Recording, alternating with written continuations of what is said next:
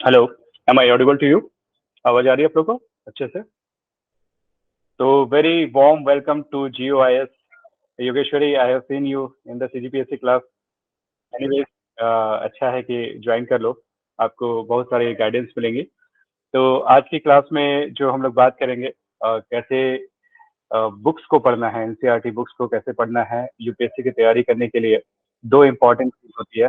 पहला चीज एग्जाम कैसा है और दूसरा कैसे स्टार्ट करना है, इसके बारे में आज डिस्कस करेंगे। अ, जो भी है, आप लोगों में से कितने इंग्लिश मीडियम, कौन कौन इंग्लिश मीडियम वाले हैं और कौन कौन हिंदी मीडियम वाले हैं, please let me know. Yes, कौन हिंदी मीडियम का है और कौन इंग्लिश मीडियम का? भूमिका, आप इंग्लिश मीडियम के हो कि हिंदी मीडियम के हो? सर स्कूलिंग इंग्लिश मीडियम से है और कॉलेज गवर्नमेंट। अच्छा, ठीक है। खुशबू, आपका इंग्लिश मीडियम है कि हिंदी मीडियम है? हिंदी मीडियम है सर। अच्छा, ओके। आप किस नाम से ज्वाइन किए हो? खुशबू नाम से दिखा रहा भुवन सिंह। भुवन सिंह है। मतलब भुवन ईमेल सिंह। आईडी खुशबू लता से सर। जी ठीक है, सर। ठीक है, भुवन सिंह, ओके। तो हिंदी मीडियम है भुवन? जी सर। ओके। उर्वशी, आपका हिंदी मीडियम है कि इंग्लिश मीडियम है?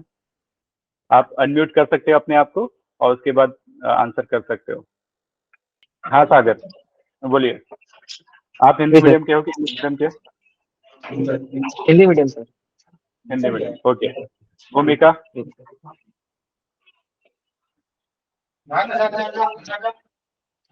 आप म्यूट कर लीजिएगा ना।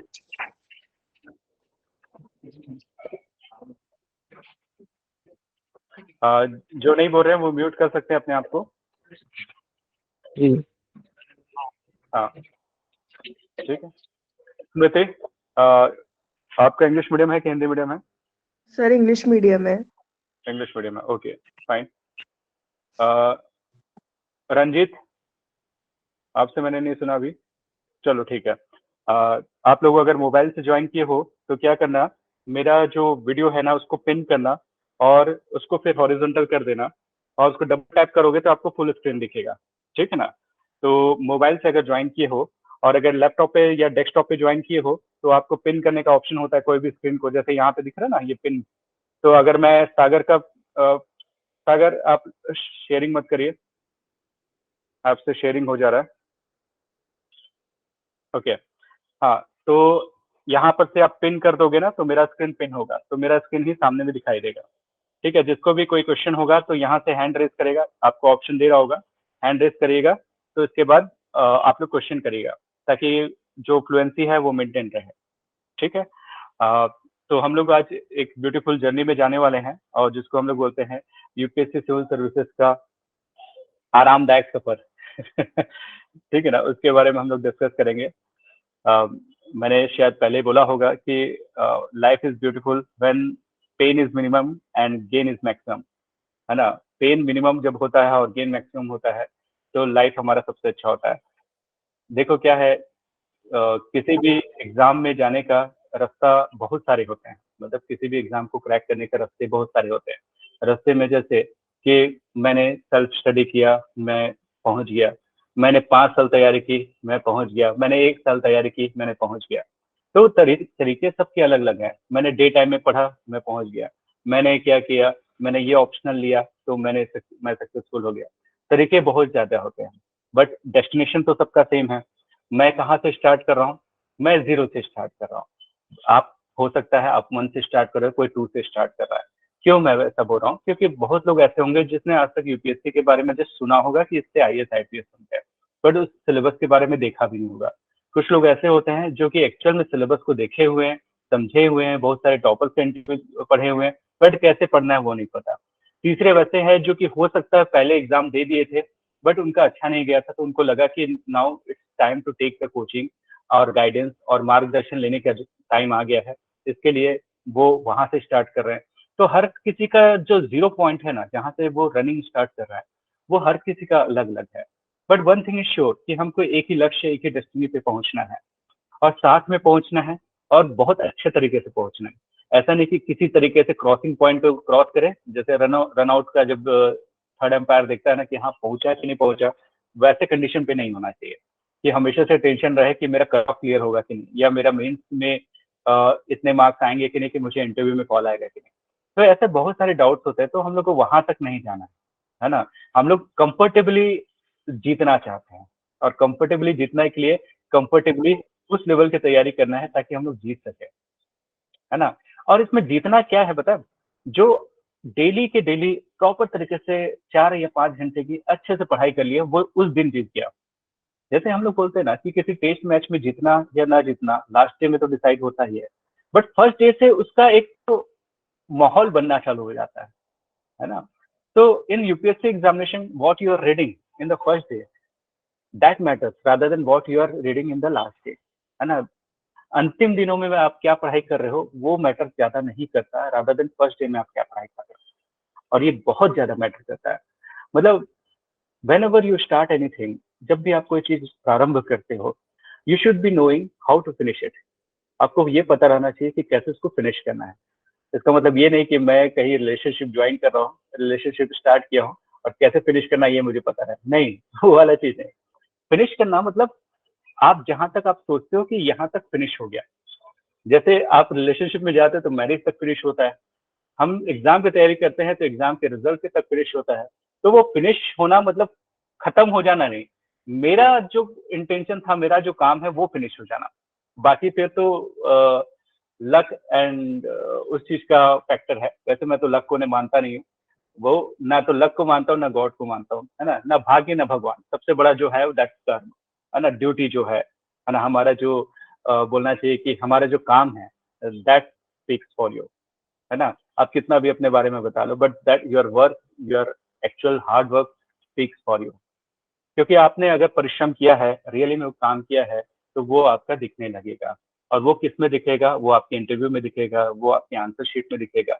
आपका जो साल भर का मेहनत है वो 3 घंटे के जो एग्जाम है उसमें आपका दिखने लगेगा। तो मतलब क्या है, जो मैं हूँ वो चीज मैं दिखा पाऊँ। तो पहला चीज तो कि मैं जो हूँ उसको पहले बेहतर बनाऊं, कि मैं आज का जो प्रेजेंट हूँ, 1 साल बाद जो मैं यूपीएससी की तैयारी करने के बाद मैं जैसा रहूंगा, मैं श्योरली पहले से बेहतर रहूं। बेहतर रहूं इसका मतलब ये है कि यूपीएससी जो रिक्वायर्ड है उस हिसाब से मैं बनूं, है ना। यूपीएससी को जो चाहिए उस हिसाब से मैं बनूं। क्योंकि क्या है, जैसे हम लोग बोलते हैं कि हम क्यों ढले किसी के हिसाब से, तो ढलना, जैसे हम लोग बोलते हैं ना कि किसी को मॉरल या नैतिक शिक्षा देना चाहिए, तो बोलेंगे कि मुझे क्यों चाहिए।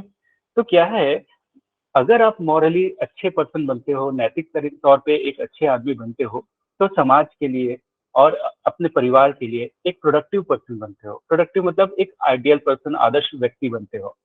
यूपीएससी की तैयारी करने से क्या मैं आइडियल पर्सन बन सकता हूँ? इसमें जो मोस्ट ऑफ द सब्जेक्ट हैं वो इस तरीके से डिजाइन किए गए हैं कि अगर आप इसकी तैयारी कर लेते हो तो आपके डे टू डे में डिसीजन जो लेते हो, निर्णय जो लेते हो, वो आपके इजी होने लग जाते हैं, वो आपके लिए सही होने लग जाते हैं। मैंने बोला ना कि मुझे लास्ट डे में सक्सेस तो पाना है, पर मुझे हर दिन जीतना है। Every day I have to win. और विन मतलब I have to win from my old past. मैं कल कैसा था उससे मैं बेटर बन गया तो मैं जीत गया अपने हिसाब से। फिर मैं अगले दिन जीतूंगा मैं अपने आप से, क्योंकि कल तक मुझे एक इंफॉर्मेशन जो था मुझे नहीं पता था, आज मुझे इंफॉर्मेशन पता है। और वो एक इंफॉर्मेशन उस लेवल का होना चाहिए कि वो एक इंफॉर्मेशन में मुझे मुझे वो एक नंबर एक्स्ट्रा मिले कल के कंपैरिजन में, है ना। वैसे कल का जो सीजीपीएससी ज्वाइन किए थे उनको मैंने बताया था, आज यूपीएससी का डेमो है तो उसमें मैं बता रहा हूँ। देखो क्या है, जैसे हम लोग का अगर 200 नंबर के मार्क्स हैं, 200 नंबर का प्रीलिम्स का मार्क्स है, 200 नंबर को डिवाइड कर दो 365 दिन में, है ना। तो हर दिन का मार्क्स डिसाइड हो जाता है। तो सपोज एक नंबर डिसाइड होता है एक दिन का, तो मैं आज की तैयारी इतना कर लिया कि मुझे एक नंबर के मार्क्स पेपर का एटलीस्ट बन गया, तो मैं विनर हूँ आज के लिए, कि मैंने एक नंबर सिक्योर कर लिया आज के हिसाब से, आज की पढ़ाई के हिसाब से। और वो कैसे पता चलेगा कि मैं जो पढ़ रहा हूँ कि वो क्या उसी में से आना है? तो वो उसको बताने के लिए हम लोग हैं कि आप जो पढ़ रहे हो कि एग्जैक्टली वही चीज इंपॉर्टेंट है कि कुछ और चीज इंपॉर्टेंट है। क्योंकि ड्यूटी आपका पढ़ना है और मेरी ड्यूटी है क्या पढ़ना है ये बताना, है ना। दैट्स द डिफरेंस, है ना। आपकी ड्यूटी है पढ़ना और मुझे ये बताना है कि ये चीज पढ़ो, इसमें से आएगा। तो हम दोनों अपनी अपनी जिम्मेदारी संभाल लें और सही ढंग से काम कर लें, तो सक्सेस जो है वो अपने आप से आएगा, है ना। हम अपने आप के लिए ऑनेस्ट हो जाए कि रियली में मैंने आज उस लेवल पे पढ़ाई किया, और मैं अपने आप में ऑनेस्ट हो जाऊँ कि मैंने वाकई में उस लेवल का मार्गदर्शन दिया है, वैसे टाइप का गाइडेंस दिया है, तो हम लोग एक्चुअल में सक्सेसफुल हो जाते हैं। ठीक है ना? आप अपनी जिम्मेदारी निभाओ, मैं अपनी जिम्मेदारी निभाऊंगा। कोई पूछता है कि क्या सर तैयारी करने से मैं सक्सेसफुल हो जाऊंगा, तो ये तो आधा प्रश्न है कि क्योंकि आप तैयारी कर रहे हो, मैं मार्गदर्शन दे रहा हूँ, मेरे मार्गदर्शन से एक पर्सन सक्सेसफुल हुआ, एक पर्सन नहीं हुआ, तो क्या हुआ? मेरा तो सेम था, आपकी तरफ से कुछ गलती हुई, है ना? तो क्या है, हियरिंग और लिसनिंग में कुछ डिफरेंस है ना? हम लोग बोलते हैं हियर कर किया, I hear something, I listen something. तो हियरिंग और लिसनिंग में क्या डिफरेंस है, कोई बता सकता है? क्लास को हियर करना चाहिए कि क्लास को लिसन करना चाहिए? कोई भी? स्मृति, क्या लगता है? Yes, sir. क्लास में हियरिंग प्रॉपर होना चाहिए कि लिसनिंग प्रॉपर होना चाहिए? कौन सा वर्ड सही है? Hearing. हियरिंग। अच्छा, किसी और को लगता है कि लिसनिंग ज्यादा बेटर है? Listening sir. लिसनिंग क्यों, क्या डिफरेंस है, किसमें ज्यादा डेप्थ में हम लोग सुनते हैं, हियरिंग में कि लिसनिंग में? जैसे हम लोग बोलते हैं हे यू लिसन, अरे हे यू हियर, ये बोलते हैं क्या? लिसन बोलते हैं कि हियर बोलते हैं? ऐसा जब हम लोग ऐसा बोलते हैं तो लिसन सर। लिसन बोलते हैं, है ना? तो क्या है, लिसन मतलब आप ब्रेन अप्लाई करके सुनो, है ना, उसको प्रॉपरली सुनो। और हियरिंग मतलब आई हर्ड अ नॉइस, मुझे आवाज आई कुछ, पर प्रॉपरली मेरा ब्रेन उस समय उस मोमेंट पे नहीं था कि वो उसको सुन सके अच्छे से, पर मुझे लगा कि कुछ आवाज आई, तो I heard a noise, I heard a voice, है ना? बट यू लिसन मतलब क्या है, आप सुनो अच्छे से, प्रॉपर तरीके से कान लगा के सुनना उसको, ठीक है ना? तो that's the difference, hearing and listening. वैसे ही जैसे एग्जाम की तैयारी हम लोग करते हैं, है ना, तो एग्जाम की तैयारी में मुझे अपने अल्टीमेट डेस्टिनी पे जाना है कि पहुंचना है, क्या चीज लगता है कि गोइंग एंड रीचिंग में क्या डिफरेंस है, जाना और पहुंचना में क्या डिफरेंस है? आपको लास्ट डे के एग्जाम के रिजल्ट में अपना नाम तक पहुंचना है कि अपने नाम तक जाना है? या तो मुझे उस लास्ट लक्ष्य तक जाना है कि पहुंचना है? कौन सा बेटर वर्ड है, रीचिंग और गोइंग?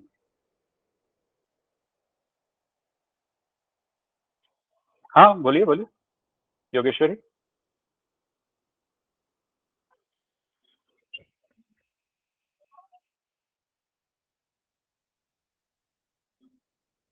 हाँ रंजित बताइए।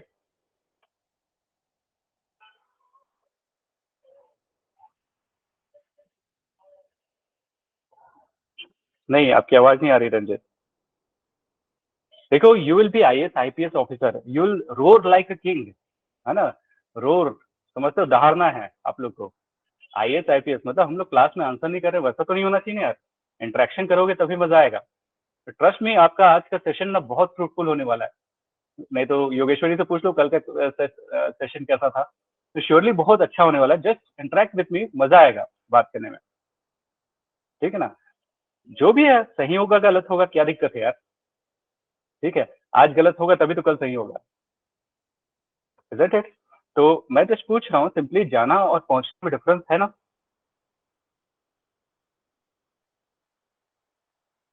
एनीवन जिसको भी लगता है अनम्यूट करे और बोले।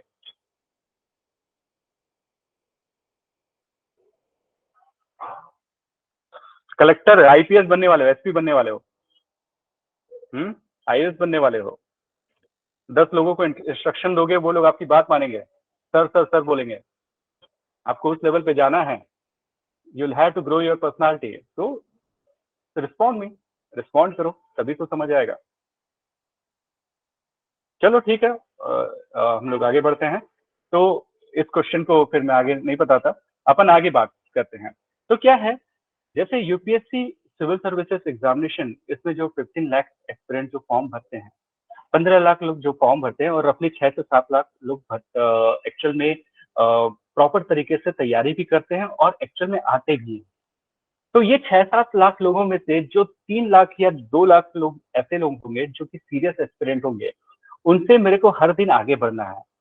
उनसे हर दिन आगे बढ़ने का तरीका सिंपली ये है कि हर दिन को मुझे प्रोडक्टिव बनाना है, और हर दिन को प्रोडक्टिव बनाने का तरीका ये है कि आज जो 4 से 5 घंटा मैंने आज डेडिकेट किया था कि तैयारी करूंगा, मैं इसकी पढ़ाई चालू करूंगा, उसको एटलीस्ट बिगुल तो बजा देना है, at least will have to start today itself, है ना। और स्टार्ट करने का सिंपल तरीका है एनसीईआरटी पढ़ना और न्यूज़पेपर पढ़ना। तो आज का जो टॉपिक है एनसीईआरटी कैसे पढ़े, इसी चीज के ऊपर आएंगे कि for the first founding step, जो पहला नींव जो हम लोग को रखना है, the foundation step for this UPSC examination is NCERT book. NCERT book को पढ़ना, एनसीईआरटी बुक को पढ़ने का तरीका उसको हम लोग समझने वाले, और क्यों पढ़ना है इसको भी हम लोग समझने वाले आज की क्लास में। ठीक है, तो लेट्स स्टार्ट। आई होप ये स्लाइड आपको दिख रहा है। Yes sir. ओके, तो एनसीईआरटी बुक क्यों पढ़ना जरूरी है यूपीएससी एग्जामिनेशन के लिए? यूपीएससी एग्जामिनेशन के लिए एनसीईआरटी क्यों चालू करना है? क्योंकि देखो, ये एनसीईआरटी का जो बुक है, इसको जो डिजाइन किया है ये गवर्नमेंट की बॉडी है, गवर्नमेंट की बॉडी है। इसके जो राइटर्स हैं बहुत टॉप के राइटर्स हैं, जो लेखक हैं ये सब बुक्स को लिखे हैं, जैसे खुल्लर या बिपान चंद्र। ये जो राइटर्स हैं ये ऐसे राइटर्स हैं जिनको रफली 1000 पेज का नॉलेज होगा कम से कम, और उन लोगों ने 250 पेज में वो नॉलेज को डाला है। मतलब बोलना चाहिए कि ना गागर में सागर भरा है, वही चीज है कि किस तरीके से उन लोगों ने इतना नॉलेज को 250 पेज में एनसीईआरटी की बुक्स में एकदम कंसाइज फॉर्म में और बहुत अच्छे तरीके से लिखा है। तो उनका नॉलेज में कोई डाउट नहीं कि किस लेवल की नॉलेज होगा, किस लेवल का ज्ञान होगा, क्योंकि उनकी बुक्स ऑलरेडी मार्केट में आती है और उनकी बुक्स बहुत अच्छी मतलब बोलना चाहिए कि अच्छे राइटर्स में से आती है। तो एनसीईआरटी बुक पढ़ने का रीजन पहला ये है कि बहुत अच्छे राइटर, मतलब क्या है, अच्छे लेखक लोगों ने लिखा है। तो कोई भी ऑथेंटिक बुक अगर अपने को फॉलो करनी है तो ये सबसे अच्छा है। वैसे स्टेट बोर्ड को भी पढ़ सकते हो, ऐसा कुछ नहीं, पर क्या है, कोई तो एक बुक अगर स्टैंडर्ड मानते हो तो आप एनसीईआरटी मानो।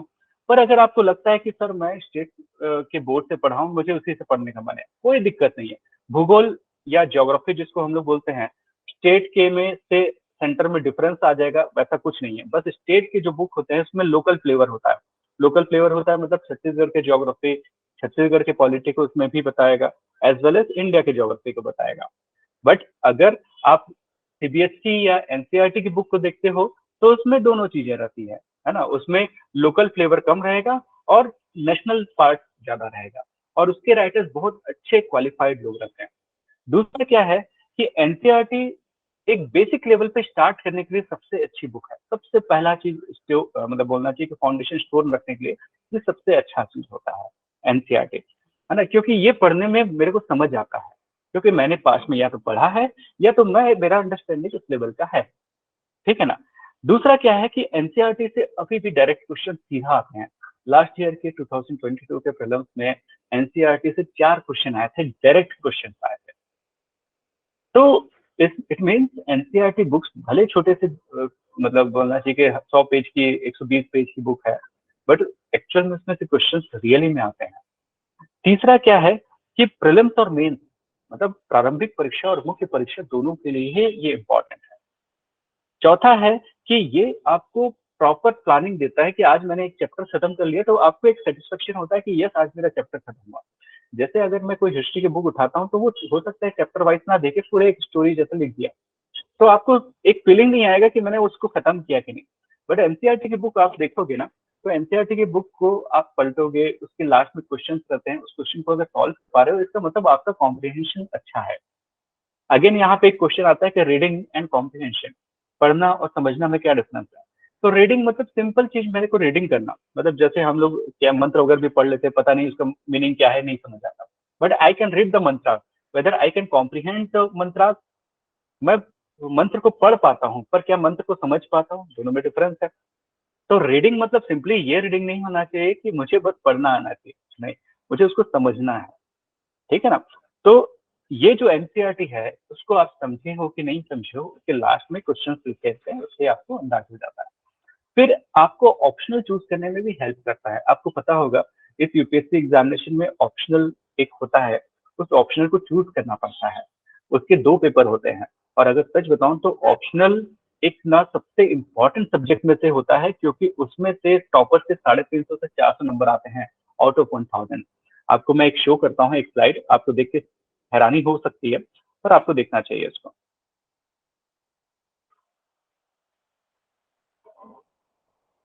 जैसे देखो, ये 3 टॉपर हैं अलग अलग साल की, जैसे 2016 की टॉपर है, ये 2017 की टॉपर है, ये 2018 की टॉपर है। इन लोगों के मार्क्स रफली 1050 के आसपास मार्क्स। अब 1050 में ऑप्शनल के 2 पेपर के मार्क्स कितने आए? 2 पेपर होते हैं ऑप्शनल के, उसमें 350 से ऊपर मार्क्स आए, मतलब रफली 1/3 मार्क्स अकेले किससे आ रहे हैं, 1/3 मार्क्स किससे आ रहे हैं? ऑप्शनल से। यहाँ पे भी देखो 318, और टॉपर्स का मार्क्स रफली 1050 के आसपास होता है। यहाँ पे भी 300 के आसपास मार्क्स, मतलब क्या है, 30% से ज्यादा मार्क्स अकेले ऑप्शनल में चूज होते हैं। इसलिए ऑप्शनल एक इंपॉर्टेंट पार्ट है। अगर जिसको यूपीएससी के सिलेबस के बारे में नहीं पता, वो सिंपली ये चीज को देखिए। आ रहा हूँ, आप लोग हिंदी मीडियम वाले हो तो हिंदी वाला दिखाता हूँ मैं, कुछ लोग फिर इंग्लिश वाला दिखा दूंगा। आप देखो, जैसे प्रारंभिक परीक्षा के 2 पेपर, पेपर 1, पेपर 2, 200 नंबर के होते हैं। इसमें 100 क्वेश्चन होते हैं और इसमें 80 क्वेश्चन होते हैं, ठीक है ना। ये जस्ट क्वालिफाइंग है, और इसमें क्या क्या चीजें होती है, मैथ्स, रीजनिंग वगैरह चीजें होती हैं। और जीएस पेपर 1 एक्चुअल में इसमें जो मार्क्स आते हैं वो एक्चुअल में आपके मार्क्स आपके कट ऑफ को क्लियर करेंगे।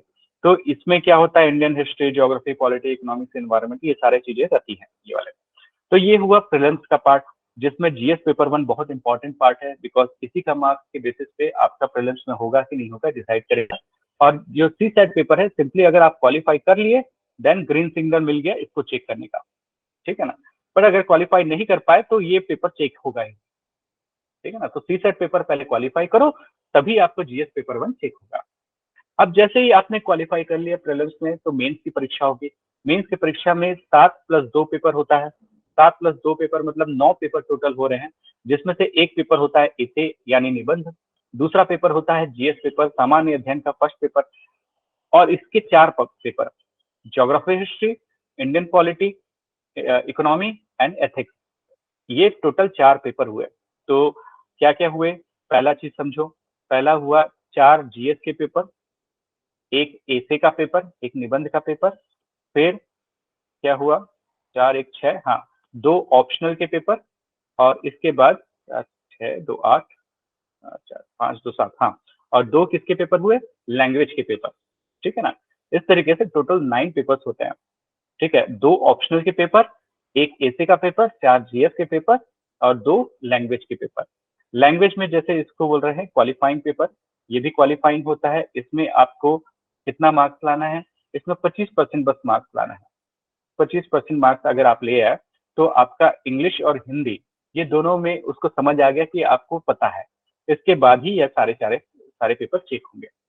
मैं फिर से बता दे रहा हूँ, थोड़ा सा क्लियर कर देते हैं, आपको अच्छे समझना है ना। टोटल 9 पेपर थे मेंस के। 9 पेपर में से 2 पेपर क्या है, क्वालिफाइंग। कौन से, इंग्लिश पेपर और हिंदी का पेपर। इंग्लिश और हिंदी का पेपर मतलब क्या है, इंग्लिश में 300 मार्क्स और हिंदी में 300 मार्क्स, दोनों में कितना परसेंट मार्क्स लाना है, 25% मार्क्स लाना है। अगर ये दोनों में 25% मार्क्स ले आते हो, तब बाकी मेंस के 7 पेपर चेक होंगे, अदरवाइज 7 पेपर चेक नहीं होंगे।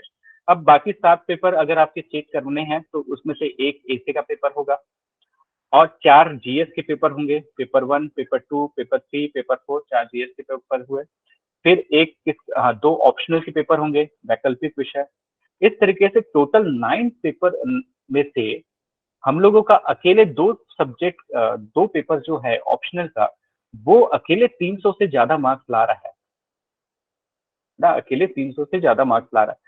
आपको यहाँ के दिखा देता हूँ, ये वाला, जैसे ये 300 मार्क्स के लैंग्वेज के पेपर, फिर 250 250 250 250 250 250, इस तरीके से टोटल 1750 मार्क्स में से अकेले ये जो ऑप्शनल के ये 2 पेपर हैं, ये सबसे ज्यादा मार्क्स ला रहे हैं।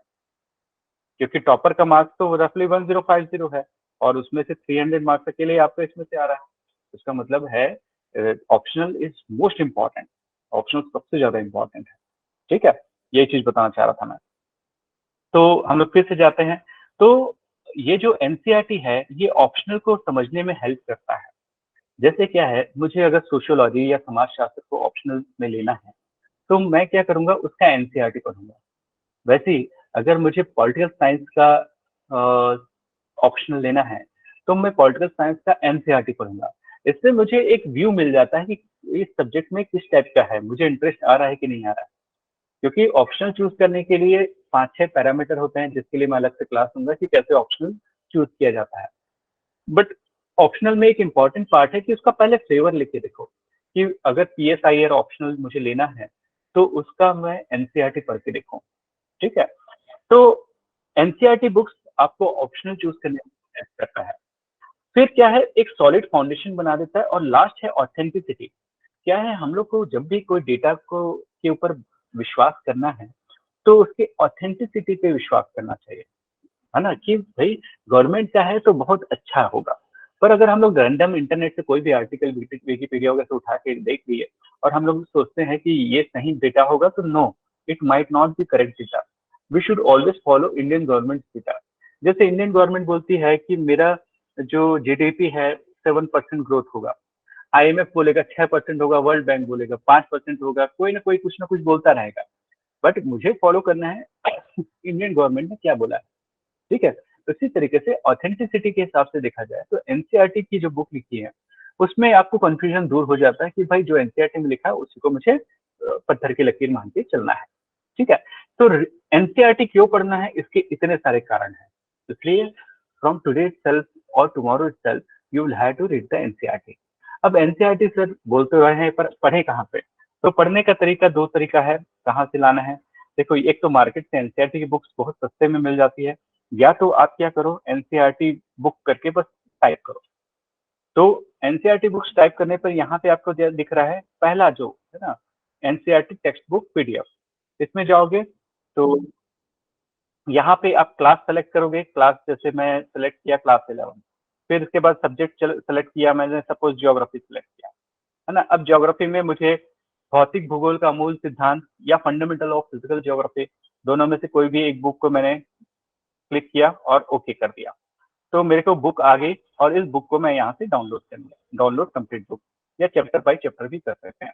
तो एनसीईआरटी की बुक्स आप यहाँ से डाउनलोड कर सकते हो, जहाँ से स्टार्ट करने को। या तो आप GOIS.com में जाइएगा, है ना। यहाँ पे भी आप जाओगे तो एनसीईआरटी का एक, जैसे डाउनलोड्स में जाइए और इसमें आपको एनसीईआरटी का एक सेक्शन मिलेगा, एनसीईआरटी बुक। यहाँ से भी आप लोग डाउनलोड कर सकते हो। ये है ना, यहाँ से भी आप डाउनलोड कर सकते हो एनसीईआरटी की बुक्स जो करना है, तो जहाँ से भी आपको मन करे वहां से कर सकते हो। ठीक है, तो एनसीईआरटी की बुक क्यों पढ़ना है, इसका आंसर कर दिया, है ना। अब कहाँ से आएगी ये बुक? तो दो तरीका हुआ, एक तो यहाँ से डाउनलोड कर सकते हो, इमीडिएटली मिल जाएगा, या तो मार्केट से जाके उठा सकते हो। तीसरा, हमारे यहाँ कोचिंग में अगर आते हो तो हम लोग उसका एक जिस्ट, एक सारांश दे देते हैं, जिससे क्या है आपको एक बार में सारी मतलब बाकी एनसीईआरटी ना पढ़ के सिंपली उसी को पढ़ लो, आपका काम हो जाता है। ठीक है, तो ये 3 तरीका है जिससे आप एनसीईआरटी बुक्स पढ़ सकते हो। अब आगे आते हैं, जिसने कहीं पे भी पढ़ा होगा कि क्यों स्टार्ट करें, कैसे स्टार्ट करें, हर जगह एनसीईआरटी बोला जाता है। तो इसका रीजन या कारण यही है। एक और कारण है एनसीईआरटी का पढ़ने का, वो है reading between the lines. Reading between the lines मतलब क्या है, कि शब्दों के बीच में मुझे चीजों को समझना कि वो एक्चुअल में बोलना क्या चाह रहा है। जैसे क्या है, आप कभी भी किसी पर्सन से इंटरेक्ट करते हो, तो जैसे उसने बोला यार मेरी गाड़ी खराब हो गई, बाय द वे उसने गाड़ी खराब हो गई बोला दोस्त ने आके। मैं वो देखना शब्दों के बीच का गहराई समझ जाने की कोशिश कर रहा हूँ, है ना। उसने बोला सर यार मेरी गाड़ी खराब हो गई। फिर उसने बोला यार मेरा कल इंटरव्यू है ना। इसका मतलब क्या बोलना चाह रहा है वो, आपसे क्या एक्सपेक्ट कर रहा है, क्या उम्मीद कर रहा है?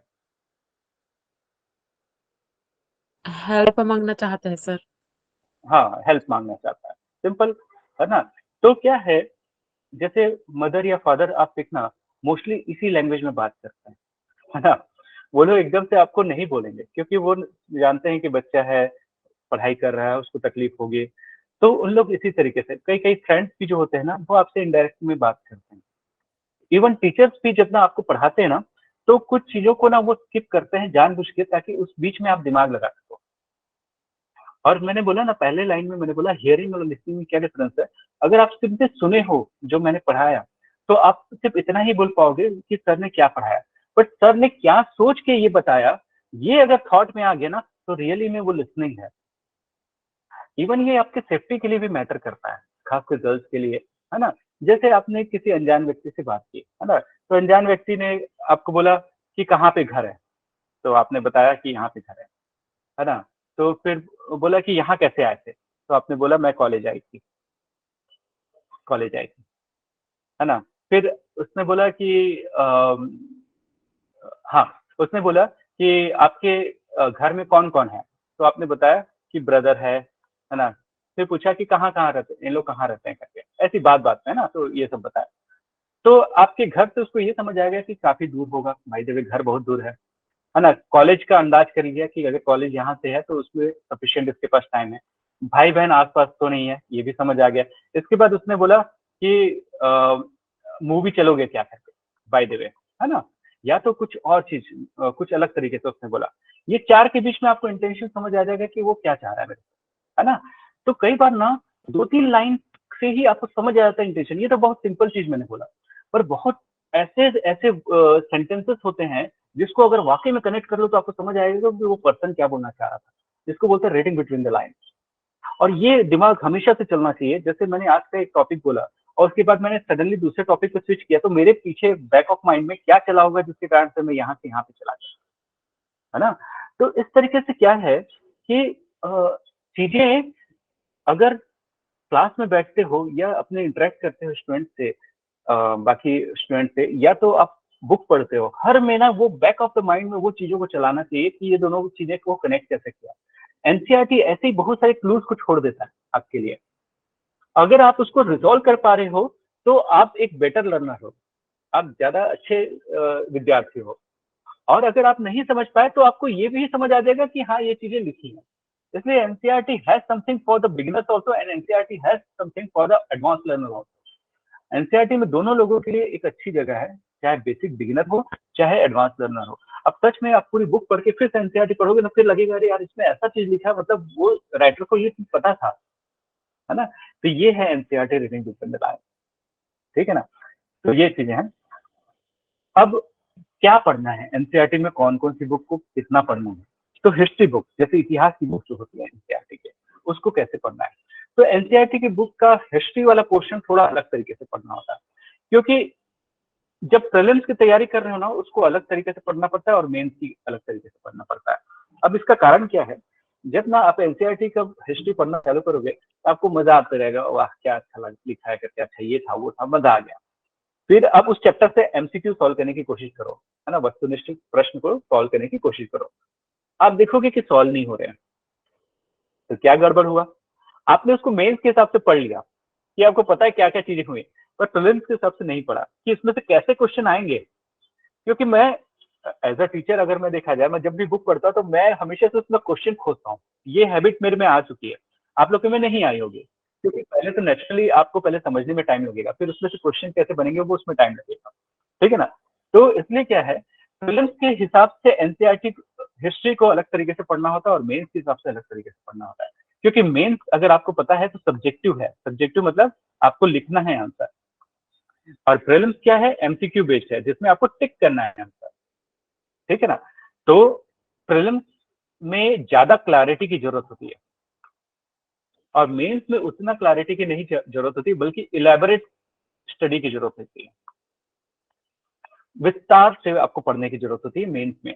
और प्रीलिम्स में क्लैरिटी की क्या लाइन कौन से लाइन से डिफरेंट है ना। शंकराचार्य के मोटिव से कबीरदास का मोटिव कैसा डिफरेंस था, जैनिज्म और बुद्धिज्म में क्या डिफरेंस है ना।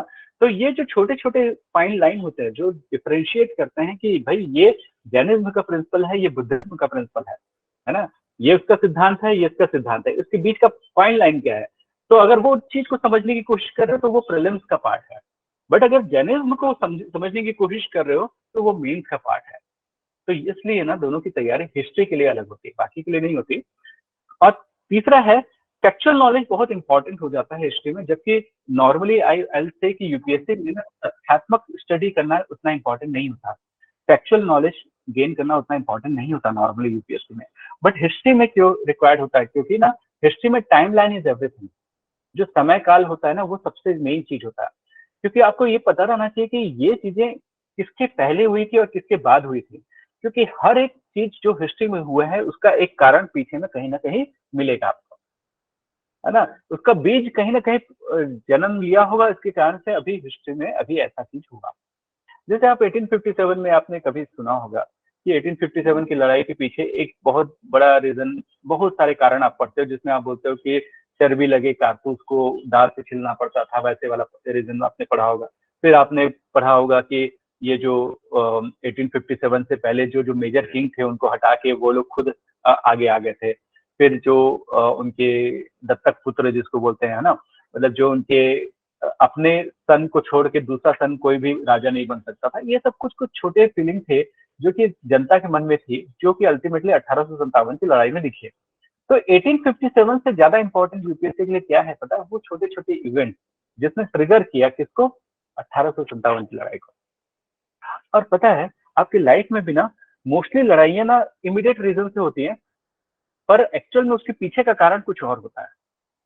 जैसे क्या है आपको बता रहा हूँ, कॉलेज में या स्कूल में आपकी किसी से भी लड़ाई हुई होगी, तो देखना लड़ाई होने का एक कारण क्या रहता है। पहला कारण तो आपको लगेगा कि उसने मेरा जो पेज है उसको फाड़ दिया, है ना, या तो उसने मेरा बुक को ये कर दिया, या उसने बुक को गलत कर दिया, कुछ ना कुछ ऐसा कारण होता है, छोटा मोटा कारण, या तो उसने कंप्लेन कर दिया, ये छोटा मोटा कारण होता है। और उसके पीछे का कारण होता है जेलसी, जलन की भावना, है ना? अगर आप टॉपर हो तो आपसे जलन की भावना बाकी लोगों से ज्यादा होगी, है ना? बाकी लोगों के कंपैरिजन में आपके लिए बाकी लोगों के मन में जलन बहुत ज्यादा होगी, जेलसी बहुत ज्यादा होगी। तो वो जलन जो है, वो छोटा सा चीज, तूने मेरा बुक का पेज फाड़ दिया, उसमें लड़ाई कर दिया उसने, तो कारण कुछ और है, बट उसका पेंटअप फीलिंग जो है ना, जो कि बहुत दिन से स्टोर्ड फीलिंग है, वो कुछ और है। एनसीईआरटी या यूपीएससी आपसे वो चीज चाहता है कि उसके पीछे का रियल मोटिव क्या था। बाकी छोटा मोटा मोटिव तो अलग हो सकता है, और रियल मोटिव क्या था, वो यही चीज जानना चाहता है। ठीक है ना?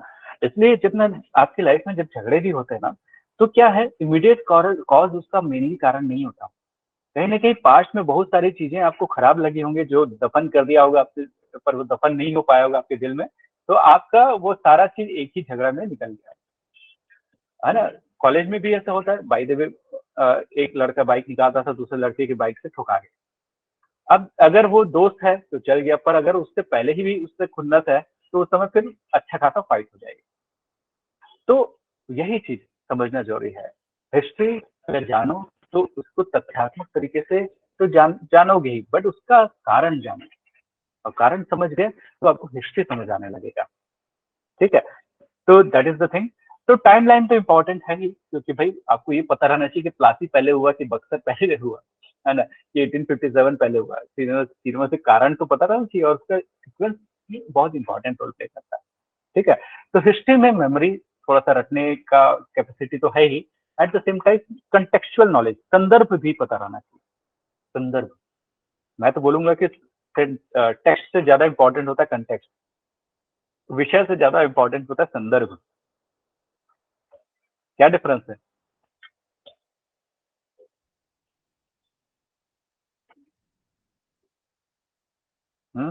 क्या डिफरेंस है? टेक्स्ट ज्यादा इंपॉर्टेंट है कि कंटेक्स्ट ज्यादा इंपॉर्टेंट है? विषय ज्यादा इंपॉर्टेंट है कि संदर्भ ज्यादा इंपॉर्टेंट है? संदर्भ ज्यादा इम्पोर्टेंट है। अच्छा खुशी, आप ज्वाइन किए हो क्या?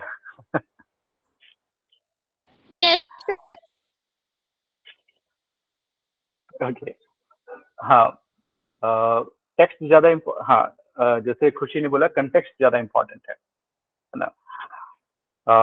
कोई और बोल सकता है? What do you feel, Kamlesh? चलो आगे बढ़ते हैं।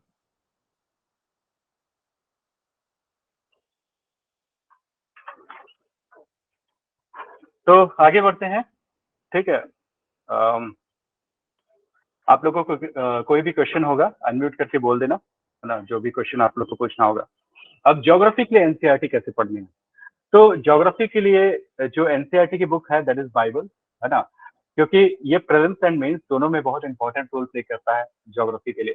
क्लास 11 की 2 बुक जो मैंने अभी दिखाया था, है ना, अगर आपको देखा होगा आपने एनसीईआरटी की बुक कहाँ से डाउनलोड करना है, तो एनसीईआरटी की book is very much important, खासकर क्लास 11 की, ठीक है ना। क्लास 11 की 2 बुक है, दोनों बुक को डाउनलोड कर लेना। एनवायरमेंट एंड बायोलॉजी के लिए भी एनसीईआरटी एक इंपॉर्टेंट पार्ट है, क्योंकि 10 से 15 क्वेश्चन रफली इससे होते हैं। नाउ इट इज एनवायरमेंट से काफी क्वेश्चन आ रहे हैं, कम से कम 10 से 15 क्वेश्चन तो आते ही हैं, मतलब रफली 10% वेटेज तो एनवायरमेंट का ही है, और उसमें करंट अफेयर्स जोड़ दे तो रफली 20% हो जाता है, क्योंकि एनवायरमेंट से काफी क्वेश्चन बनते हैं, क्योंकि ये चेंज हो रहा है, डायनेमिक चीजें फिर क्वेश्चन ज्यादा आते हैं। तो एनवायरमेंट एंड बायोलॉजी इसमें से क्वेश्चन ज्यादा अच्छे से बनते हैं। पॉलिटी के लिए एनसीईआरटी पढ़ सकते हो, जस्ट रीड एज मतलब एक इंपॉर्टेंट बुक जैसा पढ़ सकते हो, बट एज सच इसमें से क्वेश्चन के हिसाब से वो इतना इंपॉर्टेंट नहीं है। जैसे ज्योग्राफी बहुत इंपॉर्टेंट है एनसीईआरटी के लिए, एनसीईआरटी का geography is very good book, but polity का NCERT is not that good, है ना, वो उतना अच्छा नहीं है। हाँ, बट ये आपको ऐसे राइटिंग में थोड़ा हेल्प करेगा, है ना, जब ऐसे राइटिंग करोगे। एंड सेकंड थिंग, इसमें फिलोसफिकल चीजें पूछी गई है ना, बट इसमें क्या है कि यूपीएससी में पहले फैक्चुअल क्वेश्चन पूछा जाता था पॉलिटी से, और now it is philosophical question पूछा जाता है। तो इनफैक्ट पहले ना पॉलिटी के लिए एनसीईआरटी उतना अच्छा नहीं था, पर नाउ इट इज कुछ बेसिक क्वेश्चन के लिए ना फिलोसफिकल चीजें जो इसमें लिखी हैं वो थोड़ा सा अच्छा है। तो इसलिए मैंने बोला कि read it as an important book. मतलब भले पास्ट में इतने क्वेश्चंस नहीं आए, बट फ्यूचर में इसके थॉट्स के पीछे क्वेश्चन आ सकते हैं पॉलिटी के लिए, ठीक है ना, राज्य व्यवस्था जिसको बोलते हैं, उसके थॉट के ऊपर क्वेश्चन आ सकते हैं। सोशियोलॉजी का एनसीईआरटी पढ़ना इट इज वेरी गुड, है ना, क्योंकि सोसाइटी जो है वो कंटिन्यूसली इवॉल्व होता जा रहा है, लगातार चेंज होता जा रहा है, और उसमें ना कुछ अच्छे टॉपिक्स के बारे में अच्छे मटेरियल्स लिखे हैं, जैसे women, children, caste, class, deprived section, है ना, जो पिछड़ी जनजाति जातियों के बारे में, बच्चों के बारे में, या जाति के बारे में, या वर्ण सिस्टम के बारे में काफी अच्छा लिखा है सोशियोलॉजी का एनसीईआरटी बुक में। तो आप उसको कर सकते हो, और वैसे भी एक सोसाइटी का एक चैप्टर, समाज का एक चैप्टर जीएस पेपर 1 में है, जीएस पेपर 1 में है, तो इसको आप कर सकते हो, ठीक है ना। तो आई हैव टोल्ड यू कि सबसे इंपॉर्टेंट ज्योग्राफी का एनसीईआरटी, हिस्ट्री का एनसीईआरटी एक फैक्चुअल नॉलेज दे सकता है और थोड़ा सा कंटेक्चुअल नॉलेज दे सकता है। पॉलिटी का एनसीईआरटी पहले उतना इंपॉर्टेंट नहीं था, but now it is gaining importance. And sociology का एनसीईआरटी इट इज गुड, क्योंकि जीएस पेपर 1 का भी पार्ट है, और जिसका समाजशास्त्र ऑप्शनल है, तो इसका ऑप्शनल है, they should be going through part. How to read NCERT, कैसे पढ़ना है एनसीईआरटी? तो पहला तरीका क्या होगा, स्टार्ट कैसे करोगे? तो पहला तरीका ये है कि पहले फर्स्ट रीडिंग में अंडरलाइन करके रखो, है ना, फर्स्ट रीडिंग में अंडरलाइन करके रखो। देन क्या करो, जितना भी चीज आपने पढ़ा है उसको ऑप्टिमाइज करो। ऑप्टिमाइज करने का मतलब ये है कि उसको संक्षिप्त फॉर्म में आप लिखो कहीं पे। इसमें क्या है, 2 तरीके से होता है। जैसे मैंने बहुत सारे यहाँ पे अंडरलाइन किया, यहाँ पे अंडरलाइन ये किया, अब इस पूरे का सार, इस पूरे का जिस्ट मैं लिखूंगा किसी एक पेज में। तो फर्स्ट टाइम में क्या करना है, मुझे अंडरलाइन करना है। दूसरे में क्या करना है, कौन कौन सा अंडरलाइन क्वेश्चन को मुझे नोट बनाना है वो करना है। और तीसरे में एक क्रिस्प नोट बनाओ एनसीईआरटी के लिए, और अपने नोट्स पे ही रिलाई करो अगली बार से, दोबारा एनसीईआरटी देखना ना पड़े। तो 3 तरीका, पहला अंडरलाइन, सेकंड उस अंडरलाइन को प्रॉपरली ऑप्टिमाइज करो कि कौन सा अंडरलाइन सबसे इंपॉर्टेंट है जिसको एनसीईआरटी में का नोट बनाया जा सकता है, और तीसरा फिर नोट बनाओ। और नोट्स ऐसे होने चाहिए जो कि पूरे एनसीईआरटी का सिर्फ 1/10 10th पोर्शन होना चाहिए, 1/10 पोर्शन होना चाहिए। ऐसा नहीं कि पूरा एनसीईआरटी का नोट्स बना रहे, ऐसा नहीं होना चाहिए। पूरा बुक का नोट्स उसके 10वें भाग में खत्म होना चाहिए। सपोज 100 पेजेस का एनसीईआरटी है तो 10 पेज में आपका नोट्स होना चाहिए, उससे बियॉन्ड नहीं जाना चाहिए। और फ्यूचर में नोट्स पे ही रिलाई करना है। अगर आपको फिर से देखना पड़ रहा है, इसका मतलब आपने फर्स्ट और सेकंड रीडिंग अच्छे से नहीं किया था एनसीईआरटी का। अब बोलोगे सर एनसीईआरटी का रीडिंग करने में सर कितना टाइम लग जाएगा? भाई क्लास 12th में और 11th की जैसा माइंड रहता तो अभी कॉलेज में नहीं रहते, आपका माइंड इवॉल्व हो चुका है, अब वो क्लास 11th या 10th की बुक को भी पढ़ोगे ना तो 1-2 घंटे में कई चैप्टर निपटा लोगे, ठीक है ना। तो इसलिए एनसीईआरटी की बुक को अगर रीडिंग, फर्स्ट रीडिंग या सेकंड रीडिंग जब भी कर रहे हो तो वो आपको हेल्प करेगा, क्योंकि आपका माइंड इवॉल्व हो चुका है, आप ग्रो कर चुके हो।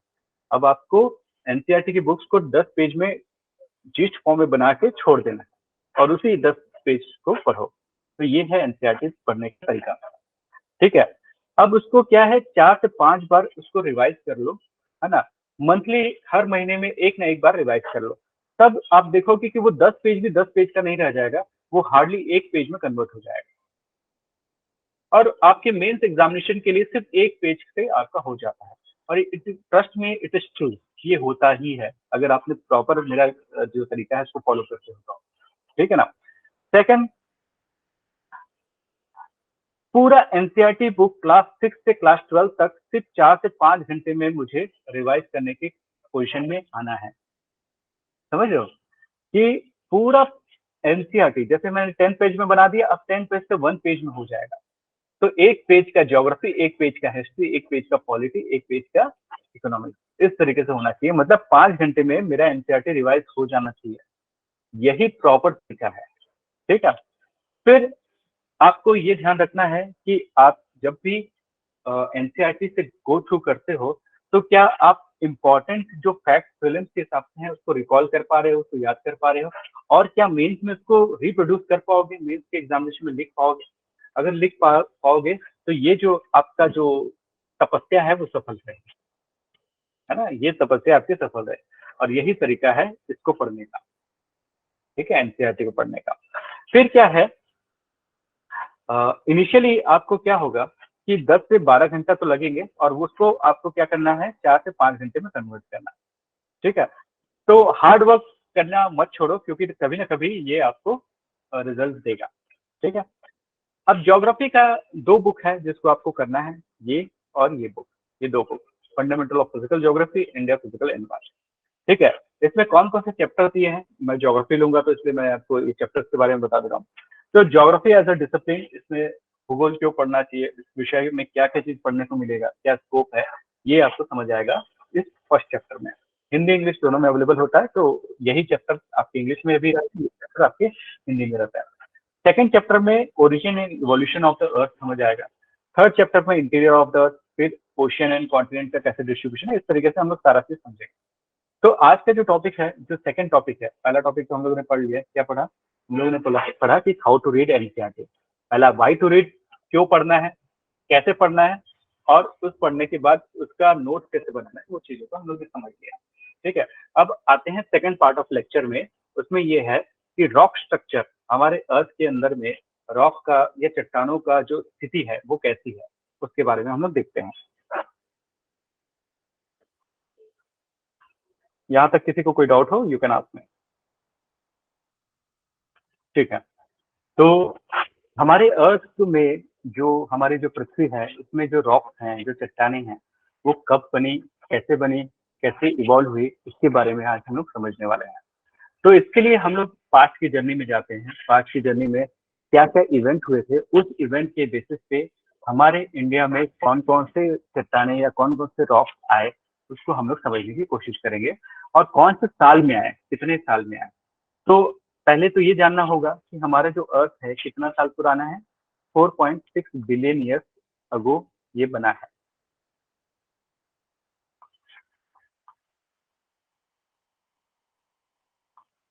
चार 4.6 अरब साल पहले हमारा जो पृथ्वी है उसकी उत्पत्ति हुई, ठीक है, 4.6 अरब साल पहले। उससे पहले क्या क्या बन चुका था, उससे पहले हमारा सोलर सिस्टम बन चुका था, सौर मंडल जिसको बोलते हैं वो बन चुका था,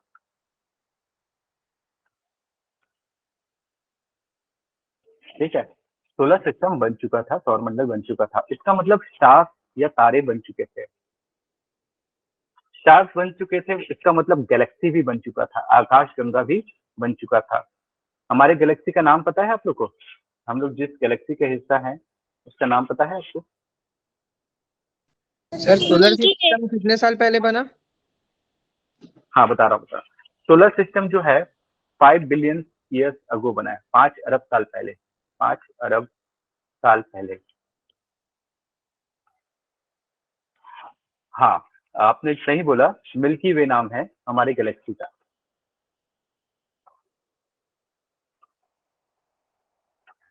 हमारी गैलेक्सी का नाम है मिल्की वे, हमारा आकाशगंगा का नाम है मिल्की वे। उस मिल्की वे में हमारा जो सन है वो भी एक स्टार है। आपको पता होगा कि जो हमारा जो सूर्य है वो एक तारा है, वो भी एक स्टार है। और हमारा सन यूनिक इसलिए है क्योंकि हमारे सन के साथ साथ प्लैनेट भी हैं, ग्रह भी हैं। क्योंकि हर एक स्टार के साथ प्लैनेट नहीं है, हर एक सन के साथ प्लैनेट नहीं है, बट हमारे सन के साथ प्लैनेट या ग्रह हैं।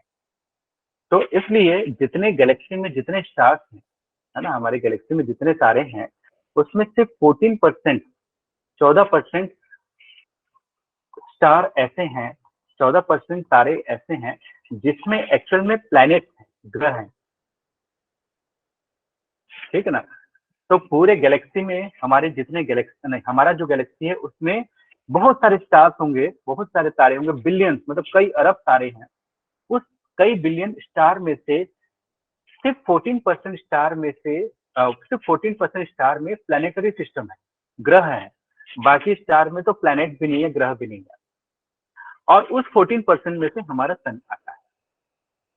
और हमारा जो गैलेक्सी है, वैसे ही गैलेक्सी बहुत सारे गैलेक्सी हो सकते हैं, बहुत सारे आकाश गंगाएं हैं ऐसे, है ना। और देखा जाए तो इसका कोई सीमा नहीं, कई बिलियन गैलेक्सीज हैं, कई बिलियन, कई अरब आकाश गंगा है। और एक ब्रह्मांड, एक यूनिवर्स जिसमें हम लोग कई गैलेक्सी की बात कर रहे हैं। तो ये सारे गैलेक्सी को मिला के एक यूनिवर्स बनता है। तो एक ब्रह्मांड या एक यूनिवर्स के अंदर में कई बिलियन गैलेक्सी, कई बिलियन आकाशगंगा, एक गैलेक्सी के अंदर कई बिलियन स्टार, उसमें से कई सारे स्टार्स में प्लैनेट सिस्टम होंगे, उस प्लैनेट सिस्टम में से हम लोग कहीं से हैं। और ऐसा ये एक यूनिवर्स नहीं, कई बिलियन यूनिवर्स हो सकते हैं, कई अरब यूनिवर्स हो सकते हैं, समझ रहे हो ना। तो सोच रहे हो कि कितने सारे चीजें हो सकती है, हम लोग कितने तुच्छ प्राणी हैं, ठीक है ना। तो ऐसा मल्टीपल यूनिवर्स हो सकते हैं जिसको मल्टीवर्स बोलते हैं हम लोग, है ना। हम लोग तो सिर्फ अपने ब्रह्मांड की बात करते हैं। तो हमारा ब्रह्मांड या हमारा यूनिवर्स जो है वो कितने साल पुराना है, तो हमारा जो यूनिवर्स है 13.7 अरब साल पुराना है, 13.7 बिलियन ईयर पुराना है, बिलियन ईयर। तो आपको ये जो टाइमलाइन दिख रहा है ये वाला, ठीक है, ये चीज हिंदी में भी लिखा है, 5 अरब से 13.7 अरब साल पहले, 5 बिलियन ईयर्स से 13.7 बिलियन ईयर्स अगो। ये पूरे टाइम पे पहले तो यूनिवर्स बना और उसके बाद क्या बने, स्टार। तो आपने पूछा ना कि सर स्टार कब बना, तो 5 बिलियन साल, मैंने बोला ना, ये 5000 मिलियन है तो 1000 मिलियन में 1 बिलियन होता है। तो इसलिए क्या लिखा है, 5 अरब साल से 13.7 अरब साल पहले, ठीक है ना, 5 अरब से 13.7 अरब साल पहले ये स्टार बन चुके हैं। और क्या बन चुके हैं, यूनिवर्स बन चुके हैं।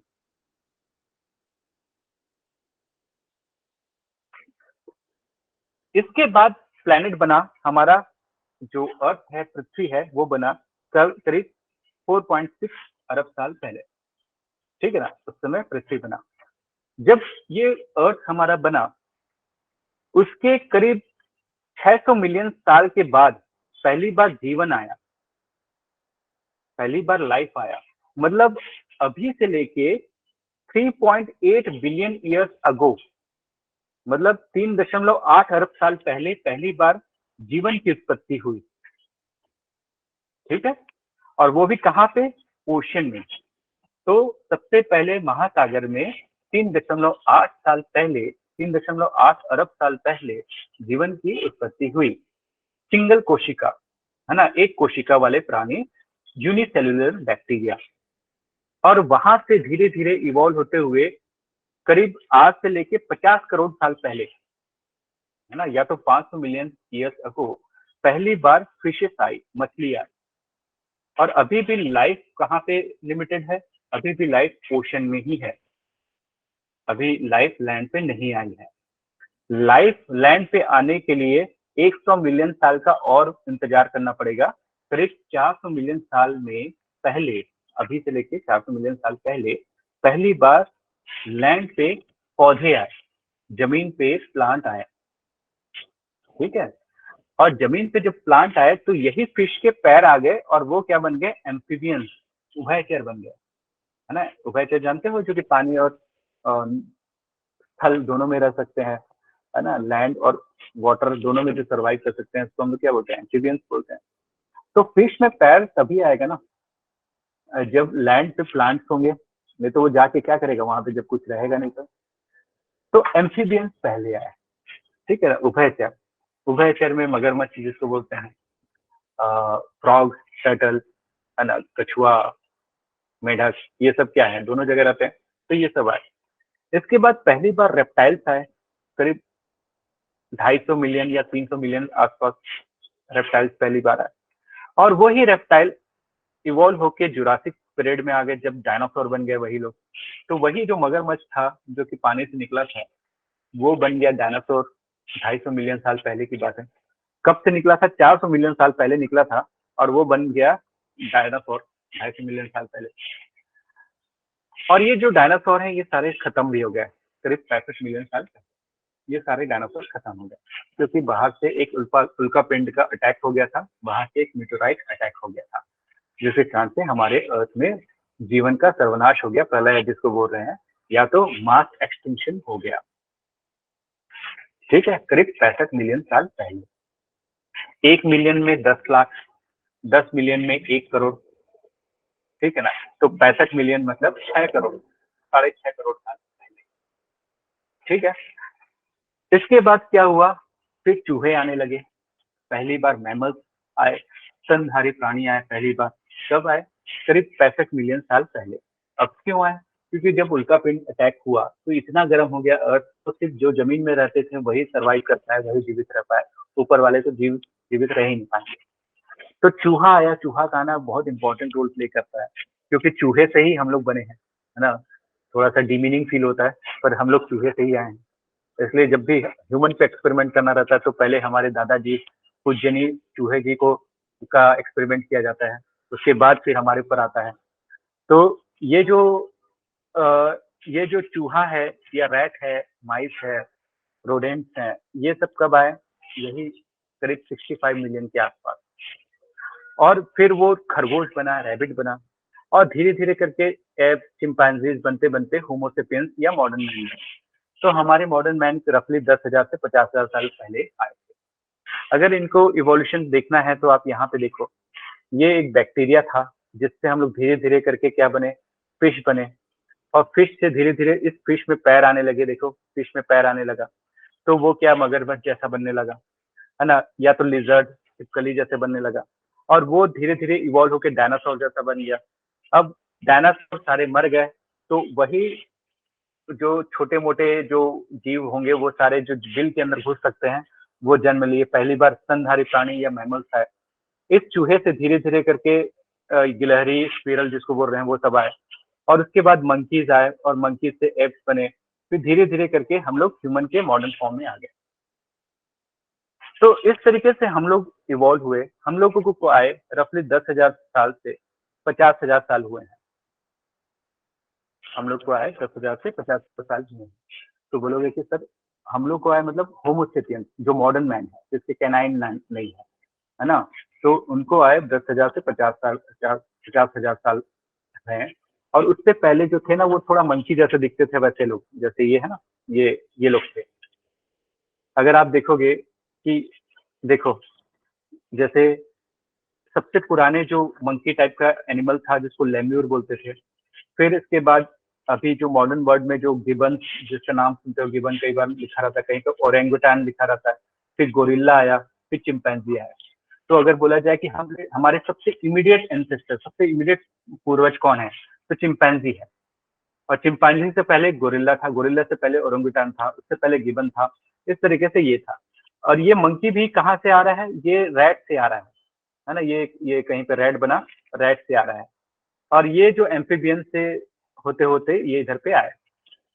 ठीक है ना, तो हमारा जो जर्नी है वो बहुत लंबा है और करीब 4.5 अरब साल जो पुराना है। इस बीच में हम लोग इतना कॉम्प्लेक्स स्ट्रक्चर बन गया कि हम लोग अब यूपीएससी की तैयारी कर रहे हैं और उसी चीज को समझने की कोशिश कर रहे हैं कि हम लोग आए कहाँ से। ठीक है ना। तो ये जो जियोलॉजिकल टाइम स्केल है, ये हम लोगों को बताता है कि हम लोग कैसे आए थे। इस जियोलॉजिकल टाइम स्केल में बहुत सारी चीजें हुई, जिसमें से इंडिया के कंटेक्स्ट में देखा जाए तो 3 इंपॉर्टेंट चीज हुए थे। पहला चीज हुआ था कि हमारा जो पेनिनसुला इंडिया था, पेनिनसुला इंडिया मतलब जो हमारा इंडिया का ये वाला पार्ट था, वो सबसे पुराना है, जो कि सबसे पहले बना था पूरे अर्थ में, सबसे पुराना है ना। पूरे अर्थ में सबसे पुराना पोर्शन ये वाला है, जो हमारे इंडिया का सदर्न पार्ट है, या तो बोल सकते हो विंध्य सतपुड़ा के जो नीचे है वो वाला पोर्शन है ना, सबसे पुराने में से आता है। इसके बाद सेकंड क्या हुआ, हिमालय का बनना हुआ। सेकंड लेवल पे हिमालय बना, तो यहाँ पे हिमालय बना। और उसके बाद क्या हुआ, इसके बीच का गंगा का प्लेन बना, गंगा का मैदान बना। ठीक है ना। तो पहले पेनिनसुला बना, हिमालय बना और हिमालय फिर गंगा का प्लेन बना। तो इसलिए अगर कोई पूछे कि सबसे नया चीज कौन सा है हमारे भारत में, हमारे इंडिया में, तो यू विल से कि द गैंजेटिक प्लेन, गंगा का मैदान जो है वो सबसे नया है। और सबसे पुराना कौन सा है, तो यही है साउथ इंडिया, जिसको हम लोग बोल रहे हैं छत्तीसगढ़, उड़ीसा, आंध्र प्रदेश, कर्नाटका, ये सब सबसे पुराने में से आते हैं। ठीक है ना। अगर आपको मैं यहाँ का टाइमलाइन दिखाऊं तो देखो, सबसे पहले सिंहभूम करके एक एरिया है जो कि आप जानते होंगे कि उड़ीसा और झारखंड का बॉर्डर बनाता है, और वहां पे इस नाम का जिला भी है, सिंहभूम और केयोंझर। सेकंड लेवल पे जो बना, ये ईस्टर्न घाट बना, पूर्वी घाट बोल रहा है ना। तो हमारे इंडिया में क्या क्या बन रहा है देखो, अगर हमारे इंडिया में सबसे पहले क्या बना, ये झारखंड के पास का एक सिंहभूम डिस्ट्रिक्ट है ना, या तो उड़ीसा के पास का सिंहभूम, वहां पे नाम अभी भी उस जिले का नाम सिंहभूम है। इसके बाद क्या बन रहा है, यहाँ का ईस्टर्न घाट, ठीक है, जिसमें अराकू वैली वगैरह आता है, ठीक है, वो बना।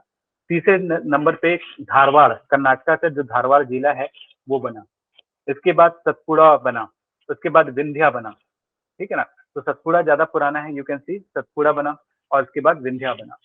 और उसके बाद क्या बना, उसके बाद ऑलमोस्ट फिर से जो प्रोसेस है थोड़ा सा स्टॉप हो गया और फिर से नया चीज बनना चालू हुआ। और उसमें क्या है, नदियां बनी, महानदी रिवर जो कि छत्तीसगढ़ में है, दामोदर रिवर जो कि बंगाल में है, या झारखंड, बंगाल और झारखंड दोनों में है, और गोदावरी रिवर जो कि कहाँ पे है, इंडिया में, छत्तीसगढ़ में भी है और महाराष्ट्र में भी है और आंध्र प्रदेश में भी है।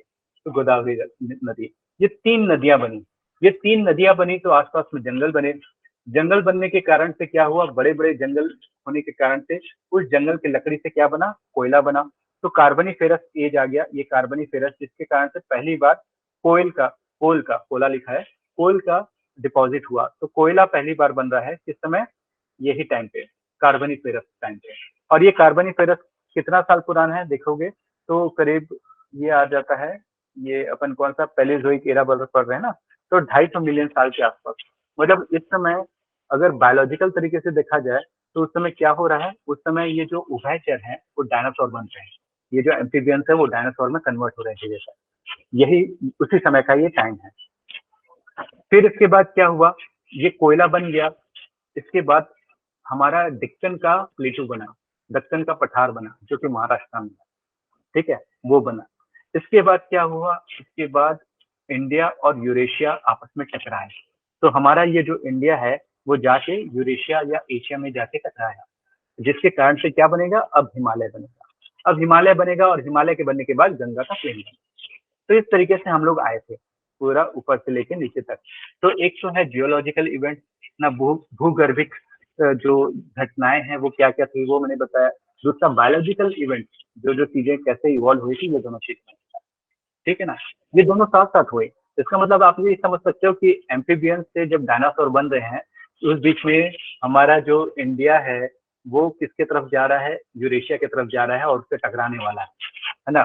और कब तक टकरा जाएगा, करीब ना 60 मिलियन के आसपास या 50 मिलियन के आसपास से वो टकराने के पास एकदम नजदीक आ जाएगा और 30 मिलियन साल के पास टकरा जाएगा। इस तरीके से पूरे भारत में चीजें इवॉल्व हुई। मैं इसको फास्ट फॉरवर्ड इसलिए लेके गया क्योंकि मुझे आज रॉक के बारे में बताना है। तो रॉक कैसे आए, इसको जानने के लिए पहले पृथ्वी के उत्पत्ति या अर्थ का हिस्ट्री थोड़ा सा बताना जरूरी था। खैर वो एक सेपरेट चैप्टर है जिसको मैं अलग से पढ़ाऊंगा। अभी मुझे रॉक के बारे में बताना है, चट्टानी कैसे होती है। तो हमारे पास कितने टाइप के चट्टाने हैं, हमारे पास आर्कियन रॉक है, है ना। आर्कियन, आर्कियन नाम जब भी कोई वर्ड यूज होता है ना आर्कियन, इसका मतलब ये होता है कि वो बहुत पुराने हैं, ठीक है ना। हम लोग बोलते हैं ना दे आर आर्क राइवल्स, मतलब बहुत पुराने दुश्मन हैं।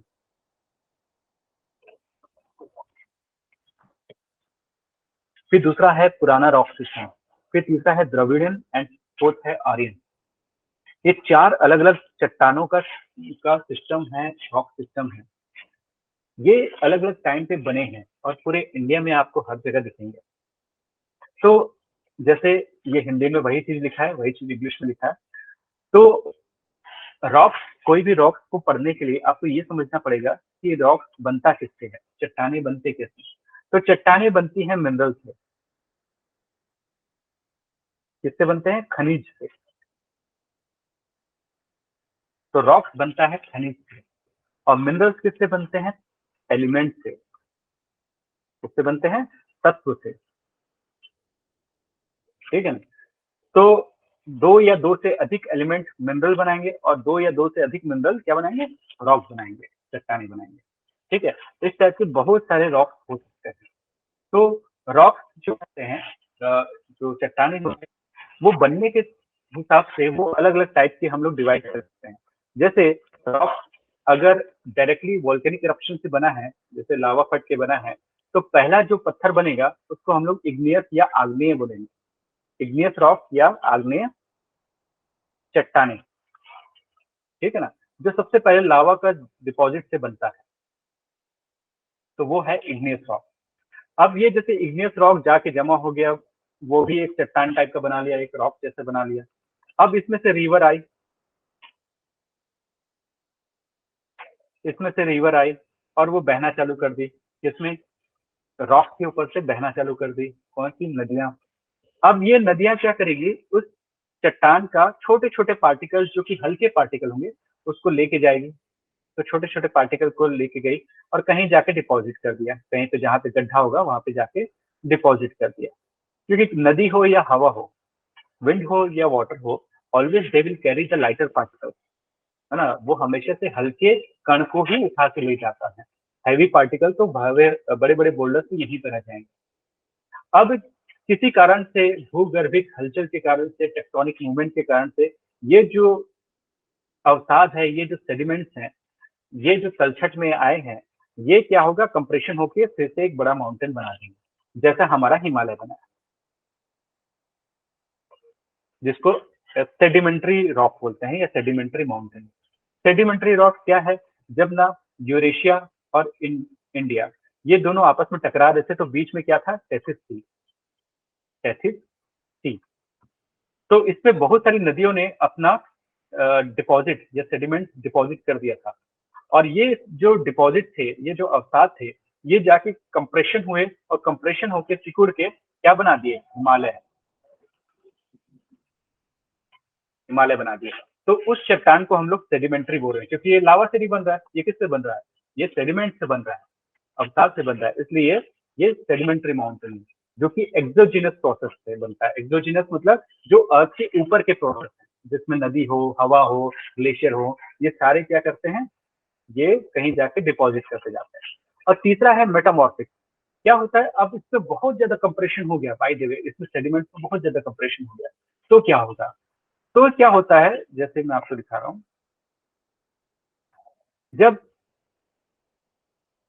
हाँ, तो क्या है, जैसे सैंड है, रेत है, बालू जिसको बोलते हैं, भालू नहीं ना, बालू, है ना। अगर इसको हम लोगों ने कंप्रेस कर दिया, वो उसे एकदम कंप्रेस कर दिया, तो वो बलुआ पत्थर या सैंडस्टोन बन जाएगा। ये I will be taking your question, एक मिनट। हाँ, तो ये जो सैंड है, अगर उसको बहुत कंप्रेशन कर दिया, जैसे सैंड पे तो अवसाद ही है, सेडिमेंट ही है ना। तो ये कण को मैंने कंप्रेस कर दिया, और कंप्रेस करने के कारण से ये सैंडस्टोन बन गया, तो इसका रूप अंतर हो गया, इसका मेटामॉर्फिज्म हो गया। इसलिए इस रॉक को अब क्या बोलेंगे? Metamorphic rock. मेटामॉर्फिक या रूपांतरित चट्टाने।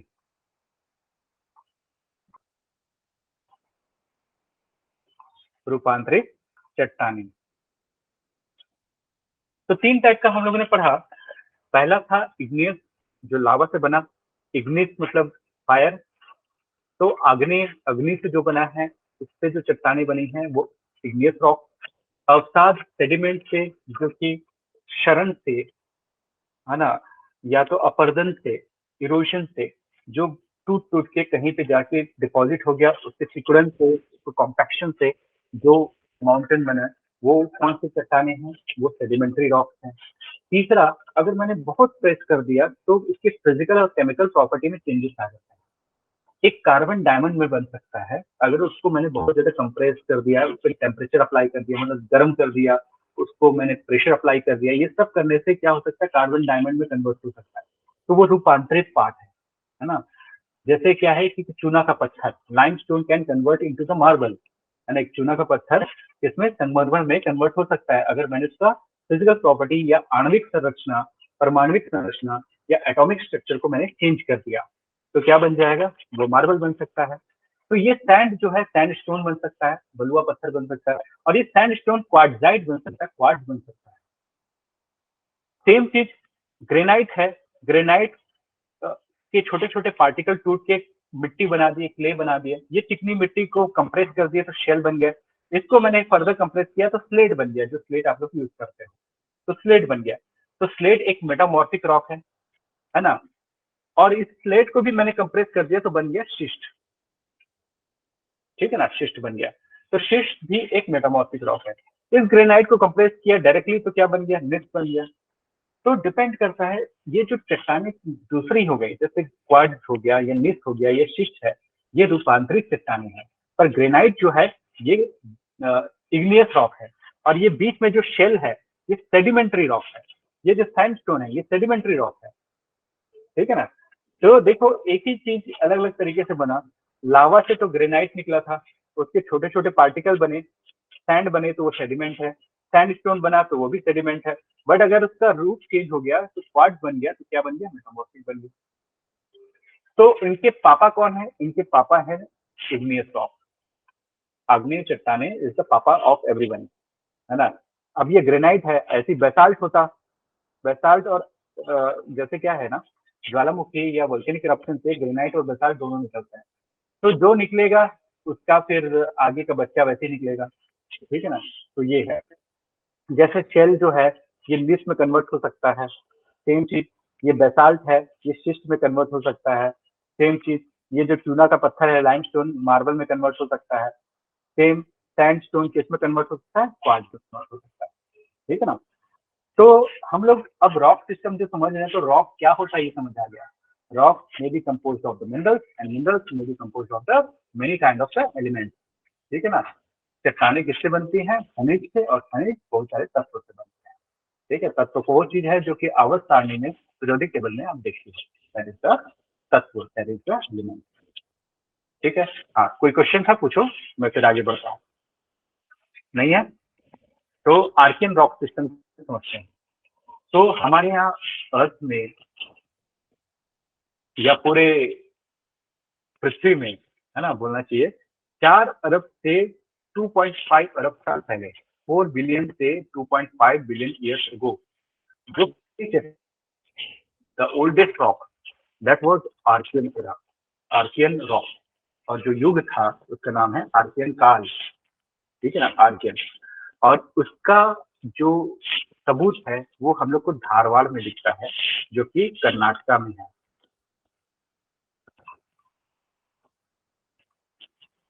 कर्नाटका, ठीक है ना, वहां पे है। सबसे पुरानी चट्टान, और कब है? 4 बिलियन से 2.5 बिलियन साल पहले। तो हमारे इंडिया में वो कहाँ कहाँ पे मिलता है?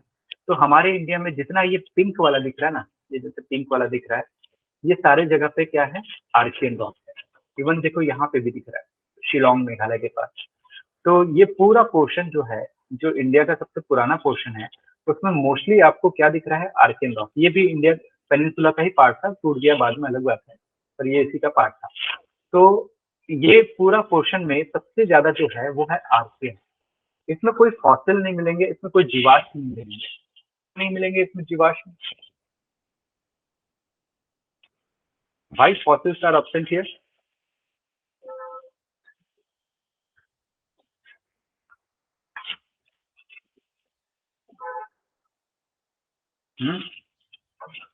क्यों नहीं मिलेंगे? मिलना चाहिए। खुशी?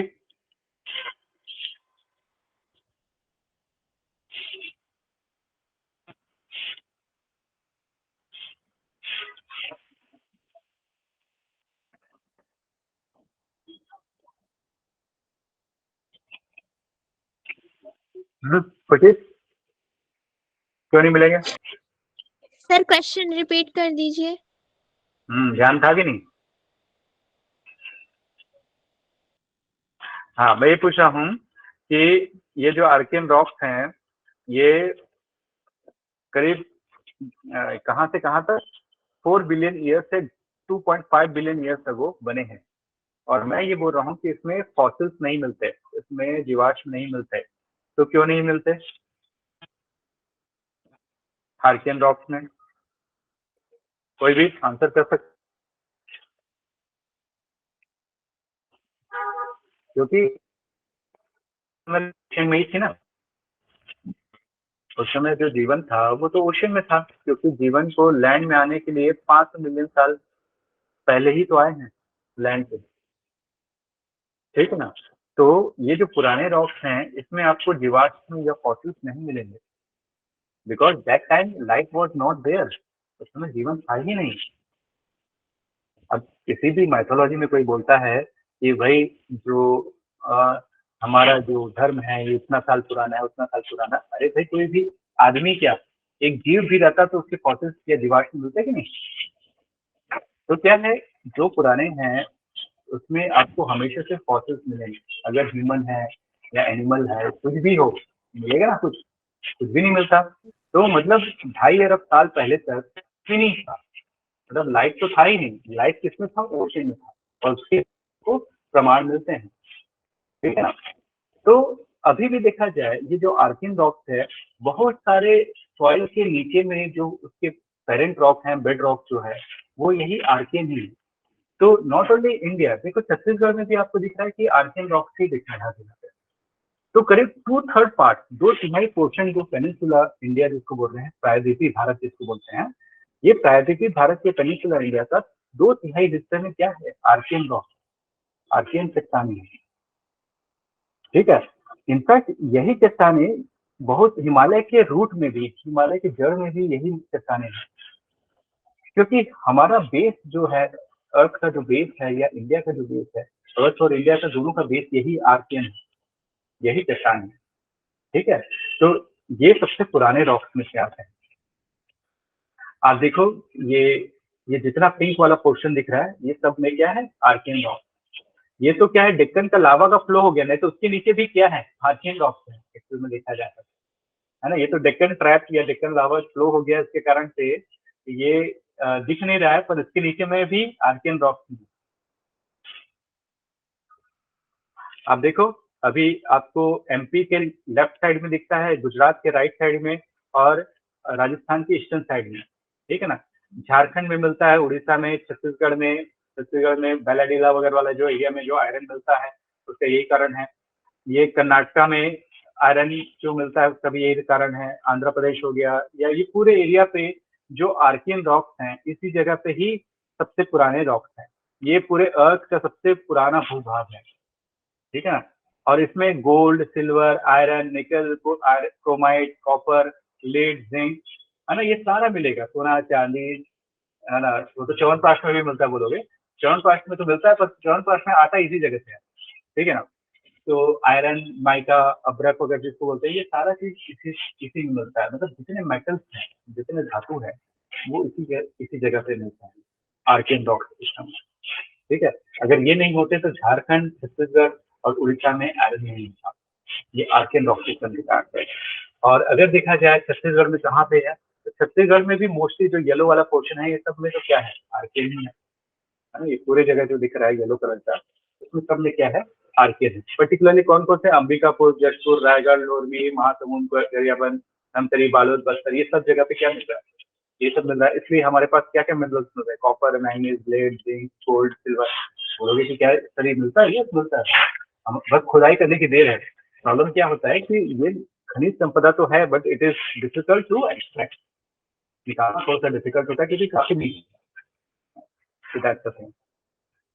तो छत्तीसगढ़ में एक जियोलॉजिकल सर्वे ऑफ इंडिया होता है ना, आप कभी सुने होंगे, भू सर्वेक्षण जिसको होता है, तो उसमें ना बताया गया कि कहाँ कहाँ पे कौन कौन से मिनरल्स। तो ये मैंने गवर्नमेंट ऑफिशियल साइट में निकाला कि कहाँ पे कौन कौन से ये होंगे मिनरल्स हैं। तो देखो बॉक्साइट कहाँ कहाँ पे मिलता है, इसके पूरा चीज है। कोल कहाँ कहाँ पे मिलता है, इसके पूरे देता है। कॉपर कहाँ कहाँ पे मिलता है, इसके देता है। डायमंड हमारे यहाँ देखो रायपुर में ठीक है ना, तो कल के दिन खुदाई चालू कर दो, एक आध जगह डायमंड मिल जाएगा, तो जिंदगी तो बन जाएगी इसी जगह। नॉट ओनली दिस, देखो यहाँ पे आपको बाकी हाँ आयरन ओर देखो, दुर्ग में दल्ली राजा में जानते हो वहाँ पे मिलता है, बस्तर में बैलाडीला में जानते हो वहाँ पे, और रायगढ़ में नरसिंहगढ़ में। तो ये जितने भी टाइप के मिनरल्स हैं कौन सा कहाँ पे मिलते हैं, ये ऑलरेडी सर्वे है, सर्वे किया गया है इसका, और उसके हिसाब से आपको पता है कि कौन सी जगह पे क्या है और उसका कारण क्या है। तो आप कल के दिन बोल सकते हो कि सर यहाँ पे क्यों मिल रहा है, तो उसका कारण आप बोलोगे कि सर आर्कियन रॉक सिस्टम है जो कि अर्थ का सबसे पुराना था। ठीक है ना, आगे बढ़ते हैं। अगला जो है वो है धारवाड़ सिस्टम। तो धारवाड़ सिस्टम आज से 2.5 बिलियन से लेके 1.8 बिलियन, मतलब ये थोड़ा सा नया है आर्कियन से। और वो कहाँ पे मिल रहा है, देखो छत्तीसगढ़ में साउथ में, यहाँ पे झारखंड उड़ीसा है ना, उड़ीसा के पास में, आंध्र प्रदेश के पास में, राजस्थान के पास, इस जगह पे है ना, ये कर्नाटक के पास, इस जगह पे आपको क्या मिल रहा है, धारवाड़। तो इसमें भी बहुत सारे आयरन मिलते हैं आपको। तो ये सारे जगह पे आपको हाई ग्रेड का आयरन और मैंगनीज कॉपर लेड, मतलब अब ये बने कैसे भाई, सोचो ये क्या था, आर्कियन रॉक था, ये टूट टूट के इरोड होके क्या बना, धारवाड़ बना, है ना। वही आर्कियन टूट के, है ना, इसलिए ना जहां जहाँ पे आर्कियन था वहीं वहीं पे आपको धारवाड़ भी दिखेगा। क्यों, क्योंकि टूट के वहीं पे गिर गया, क्योंकि ये हैवी चीज है, ज्यादा दूर जाएगा नहीं, देखेंगे है ना। कोई भी नदी हो, रिवर हो, विंड हो, वो उसको ज्यादा दूर ले जा नहीं पाएगा, क्योंकि वो आर्कियन ही टूट के धारवाड़ बना है। और धारवाड़ भी अब सबसे ओल्डेस्ट में आता है, क्योंकि अरब साल की बात कर रहे हैं लोग, और इसमें भी कोई फॉसिल नहीं मिलेंगे, क्योंकि इस समय भी लाइट नहीं किया। लाइट तो 400 मिलियन साल पहले आया, मैं बता रहा हूँ ना, लाइट 400 मिलियन साल पहले आया, हम लोग तो 1800 मिलियन साल की बात कर रहे हैं। वो भी 400 मिलियन साल में पहली बार उभय चराए हैं, लिजर्ड के लिए आए हैं, तो वो सब आने में बहुत टाइम है। तो इसमें भी आपको क्या नहीं मिलेंगे, फॉसिल्स नहीं मिलेंगे, डू नॉट कंटेन फॉसिल्स, जीवाश्म नहीं मिलेंगे। ठीक है, धारवाड़ में, छत्तीसगढ़ में धारवाड़ कहाँ पे मिलता है, तो धारवाड़ का वाला एरिया आपको कहीं पे दिख रहा होगा, देखो चिल्पी घाटी, ठीक है ना, चिल्पी घाटी में आपको धारवाड़ मिल जाएगा। सोना खान बलौदा बाजार में, लोहर एस, ये दल्ली राजा रावघाट, ये बैलाडीला, ये सब में जगह पे मिल जाएगा। यहाँ पे नो फॉसिल्स, यहाँ पे फॉसिल्स नहीं मिलेंगे। इसका नाम धारवाड़ के एक जिले के नाम से पड़ा है, धारवाड़ डिस्ट्रिक्ट उसके नाम से पड़ा है। ठीक है, तो इस तरीके से 2 रॉक सिस्टम के बारे में हम लोगों ने पढ़ लिया, बाकी रॉक सिस्टम के बारे में नेक्स्ट क्लास में पढ़ते हैं। जो लोग अगर ट्राई करोगे आगे तो फिर आप लोग को बाकी क्लासेस मिलते जाएंगे। ठीक है, कोई डाउट है जनाब? ठीक है, नॉट एन इशू। तो क्लास कैसे लगी ये बता सकते हो, क्लास ठीक लगी आप लोग को, समझ आई चीजें, कोई दिक्कत नहीं हुई?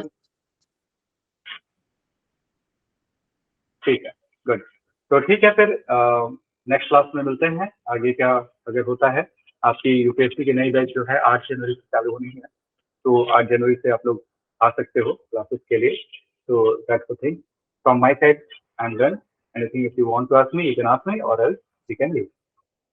चलो ठीक है, bye bye, take care, good night.